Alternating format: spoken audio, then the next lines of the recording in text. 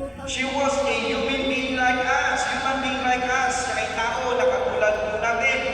Although a very special person without sin, so we have to assume that Mary experienced the same emotions we do.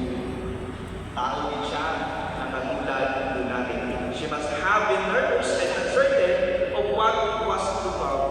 Yet she answered God's call with joy. Nung maging minister ka sa parokya, nung tinawag ka ni Father, kinausap ka ni Father, kinabahan ka din. Nung maging leader sa iyong community, kinakabahan ka din. But Mary answered, na may pagmamahal at kaligayahan. Di ba po, pag may ginagawa tayo, kahit minsan nakakapagod, kahit minsan nakakainis, pero dahil mahal mo yung trabaho, mahal mo yung ginagawa mo, masaya ka pa din. Di ba nawawala yung pagod?